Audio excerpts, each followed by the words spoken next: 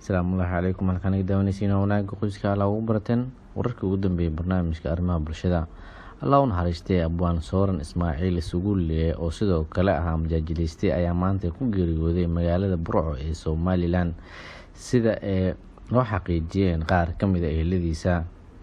abwaanka ayaa maalmihii ugu dambeysay ku xanuunsanaa magaalada burco waxaana si weyn u soo ritay cudurka samafalaha ah ee coronavirus oo mar kale kusoo labagacleeyay dalka gaar ahaan deegaanada somalilan.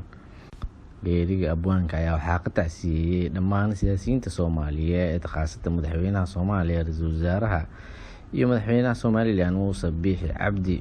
waa kan wariyahena noogu soo warama dhankaasi muqdisho xasan biiwaaye oo warbixin kooban kasoo diyaariyey geeriga allaha u naxariistee abwaan sooran ismaaciil suguule.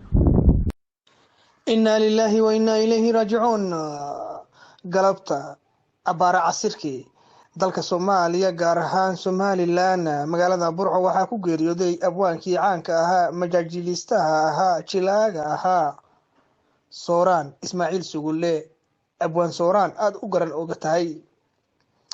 sooran ayaa u geeriyooday cudurka caanka ah ee dadka badan baabi'iyey halista ahaa ee lagu magacaabo coronavirus, isagoona ayaamihii dambe la tacaalayay cudurkaasi ilaa heer uu gaarsiiyey neefta ay ku qabatoodo, isagoona la dhigay isbitaalka caanka ah ee dadka ku dhaca cudurkan coronavirus la dhigo ee ku yaala magaaladaasi burco. waxaa ka tacsiyey geeridiisa dhammaan madaxda soomaaliyeed ugu wen yahay madaxweynaha soomaaliya, dowladda somalilan iyo siyaasiyiin badan oo soomaali ah.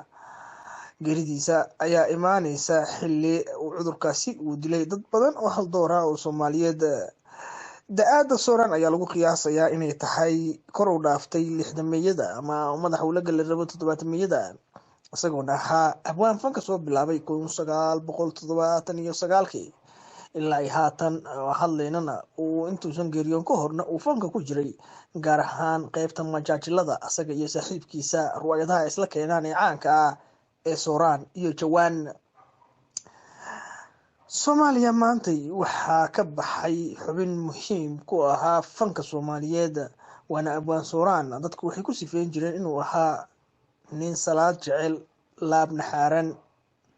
inaa lilaahi wa inaa ilayhi raajicuun. intii dhegaysanaysa waxaynu ka codsanaynaa inay u duceeyaan abwaanka. allah yarxam